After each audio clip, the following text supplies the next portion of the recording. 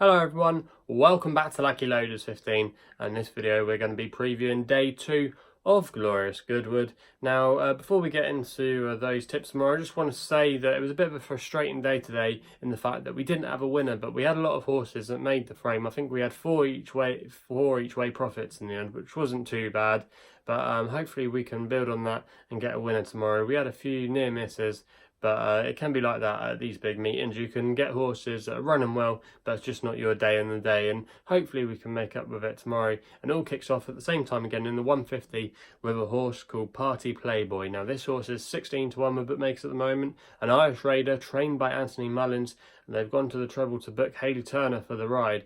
Now this horse I think is definitely an interesting candidate tomorrow. I think he could be well handicapped off a mark of 80. Now he ran at Ballinrobe last time out and was denied by Willie Mullins' horse, and the pair were 16 lengths clear from the rest of the field that day, and this horse was actually the favourite for the race. If you go back to some of his earlier form, his penultimate start, he won at Dan Royal over hurdles, over slightly further over the distance they're going to be running at tomorrow, so we know he can stay the distance.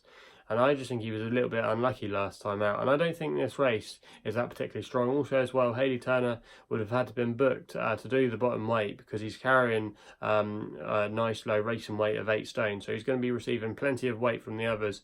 We'll know he'll stay, and I just think tomorrow he could be well treated, and his form does stack up if you go back through it in his recent performances. So for me, I think he's a good each way bet tomorrow to get things off, and at 16 to 1 I think he could do a lot worse. I know Little Rockefeller is a favourite, but I think he's got a harder race this year, and it was a weak renewal of this race where it looks a bit stronger to me this year. There's some more interesting contenders, but I thought Playboy at a price he could go very well. We then go to the 225, and I'm going with a horse here called Future Investment. Now this horse is 10 to 1 with bookmakers at the moment, trained by Rafe Beckett, and Harry Bentley's booked for the ride. Now I think this horse has been a bit underestimated tomorrow. He finished third in the Ulster Derby at Dan Royal last time out, and the form has already worked out okay because the 4th place horse was trained by Jim Bolger, and he went on to win at the Galway Festival yesterday, so the form's already been boosted. Go back to the penultimate start at Ripon, that form's worked out really well. The 2nd and 3rd have both gone on to win since, so this horse definitely has a progressive profile about him, and off the mark in the high 80s, I think he's underestimated and could go very well tomorrow. He's not got a bad draw as well, and at 10 to 1 with some extra places around, I think he can go very well and he'll go close. So that's going to be the selection in the second race. The 3 o'clock, I'm going with a horse here called Hand on My Heart for the Hot to Trot Racing Syndicate. Now this horse is 11 to 1 with bookmakers at the moment, and is trained by Clive Cox, who had a good runner with Positive today, and his yard have been going very well of late, and they've gone to the trouble to book Ryan Moore, who you wouldn't see ride too many for Clive Cox. Now this particular horse won well on debut last time out at Windsor, I believe, and the form of that race actually wasn't too bad because she was running against some youthful types that had already posted some good results up on the board and had some interesting form mixed with other good 2-year-olds. So she did well that day. She's actually half-sister to Heartache, who won the Group 2 Queen Mary at Royal Ascot back in 2017, so she's related to some nice horses. And I think tomorrow she could definitely make the most of the filly's allowance, and also as well take another step forward. And with Ryan Moore aboard as well, he's definitely going there, I think, if he thinks he's got a chance of winning this race. So for me, at 11 to 1, that's a cracking each way bet, and I think she'll definitely make the frame. So that's going to be the tip there. The feature race of the day is the Sussex Stakes and the 335, and the one that's completely been missed in the market here, but I think he will be found tomorrow, is Lord Glitters. I think he'll go off 7 to 2, 4 to 1. I think he's really underestimated. He's 8 to 1 at the time of recording, and you can currently get that at quite a few firms. I think he's cracking each way bet if you can get it. Trained by David O'Meara, who had a winner today, and Daniel Tudhope split for the ride, who also rode that winner for David O'Meara with Fires. This horse, Lord Glitters, actually won the Queen Anne Group 1 at Royal Ascot, and the form has already taken a boost since then. You have Romanize come out and win, beat the bank, who unfortunately lost his life next time out in the Fred Cowley, won again. Also as well, you go back to Lawrence, and also as well Matterhorn, they've all won, so there's been quite a few winners come out of that race. It's definitely the best best form on offer. Obviously, Circus Maximus and Two Darn Hole are in the race, but I don't think they're anything special. Lord Glitters, he needs a pace to aim at, and Circus Maximus will go forward tomorrow. Also as well, probably So Will I Can Fly, and I think that could set it up for the likes of Lord Glitters to finish third in this race last year. He can do it at tracks away from Ascot. He finished third in this race last year when he was unlucky probably not to win, not finding the gaps early enough, and also as well he ran a great race earlier as well in the Winter Carnival out in Dubai. So there's a lot of things to like about Lord Glitters tomorrow. The form is definitely in his camp tomorrow, and I think he's a massive price, and he'll be the one for me. We then go to the 4:10, and I think again the market have missed another one here with a horse called Orlaith. Now this one is 12 to 1 with bookmakers at the moment, trained by Ian Jardine, who wouldn't send too many down to Goodwood, a northern based trainer, and Paul Morenan's but for the ride.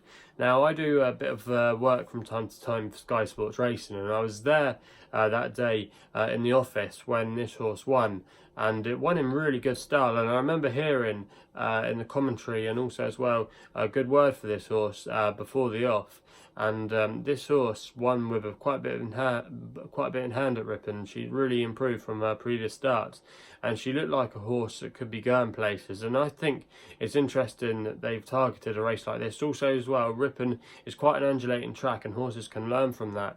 And it's not too dissimilar to Goodwood. It's not obviously as downhill as Goodwood, but it has similar features in the way that it's not a straightforward track for horses to run at. And for me, I think this horse has been completely missed in the market, and Ian Jardine wouldn't be sending one. He wouldn't send one just for a day out. He sent one here because he thinks he's got a good runner on his hand and she could go close. So for me, I think she's the one to be with tomorrow, and she's been completely missed. We then go to the 4:45 I should say, with a horse called Naqaawa. I think that's how you pronounce it. 11 to 2 bookmakers at the moment, trained by William Haggis and James Dawes but for the ride. Now this horse was a recent acquisition to the Haggis yard and won well on her debut on the all-weather at Chelmsford in a small but fairly good race. She won very nicely on her seasonal reappearance. And off a mark of 92, she does have to carry top weight, but she could be underestimated. She had the progressive profile, and William Haggis does well with fillies, especially this kind of type. And probably the long-term aim is to get some black type with her. He might keep her for a season or two, but I think this horse tomorrow has a very good chance of going close. James Dore as well has been riding well. He had a nice winner today, obviously, with Pinatubo, and I think tomorrow this horse can go very well for us. And at each way price 11 to 2, that could be a bit of dirty value there, so that's going to be the tip. I'm then not going to do one for the Arabian race, which is actually, I think, at 5:20. So we'll go to the last race of the proper racing tomorrow, and it's in the 5:55 with a horse called Blackheath. 9 to 1 the bookmakers at the moment, trained by Ed Walker, whose horse has been running well in the last few weeks. Liam Canary as well has been riding plenty of winners. Now this horse won well at Leicester last time out, and the form's worked out well because the second place horse was Graphite Storm for Clive Cox, and that went and won the other week as well. So the form has taken a bit of a boost, and I think there's a lot to like about his recent runs. He's been shown that he's a progressive type, and drawn in stall 3 tomorrow, I think he's got a good temperament to get a good draw, and if he can settle into the race and get a nice toe behind the pace, he could come on running strongly, and off a mark of 89 he could still be well treated. So they're going to be the tips for day 1, or day 2 I should say, of Glorious Goodwood. Also as well, if you haven't done so already, please hit the subscribe button for more videos here on my YouTube channel at LuckyLoads15. You can also follow me on Twitter as well for more links to my work on Twitter using my handle at LuckyLoads15. And that's all I got to say, so please gamble responsibly. Hopefully we can have some winners tomorrow. Hopefully we can break the deck, turn some of those places into winners, and we'll be seeing you soon.